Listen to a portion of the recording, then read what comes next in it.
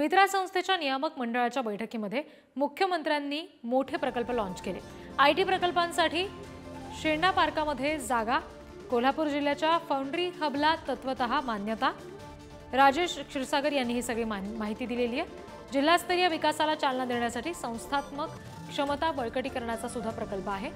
कोल्हापूर सांगली पूर नियंत्रण प्रकल्पाच्या कामाला सुद्धा तातडीने सुरुवात करण्याचे निर्देश दिले गेले।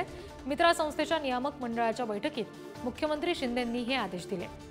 उपमुख्यमंत्री फडणवीस शिवाय मित्रा संस्थेचे उपाध्यक्ष राजेश क्षीरसागर यांची प्रमुख उपस्थिती होती आणि या बैठकीमध्ये अनेक महत्त्वपूर्ण विषयांवर चर्चा सुद्धा झाली। प्रतिनिधी शेखर पाटील यांच्याकडून अपडेट्स घेऊया। शेखर, या बैठकीदरम्यान जे काही आदेश आता मुख्यमंत्र्यांकडून दिले गेलेत, कसा नेमका फायदा जनतेला होईल?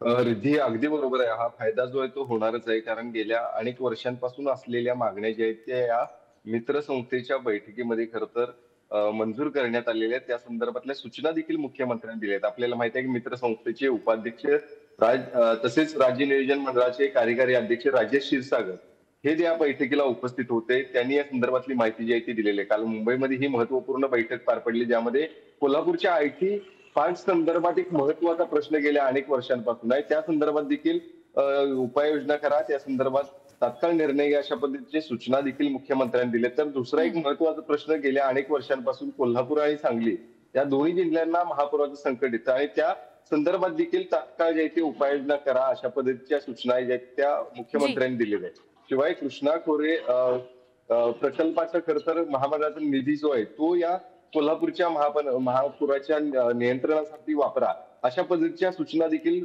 खरं तर मुख्यमंत्र्यांनी दिल्या। त्यामुळे अनेक महत्वपूर्ण योजनांसंदर्भात ही मित्र बैठक जी आहे ती काल पार पडलेली आहे आणि बैठकीमध्ये महत्वपूर्ण असे निर्णय जे आहेत ते म्हणावे लागतील। जे तू जशी म्हणाली तशी जनतेसाठी गेल्या अनेक वर्षांची मागणी होती, त्यांच्यासाठी मात्र हे सगळे फायदेशीर पुढच्या काळामध्ये ठरणार आहे। शेखर, धन्यवाद दिलेल्या या सगळ्या माहितीसाठी।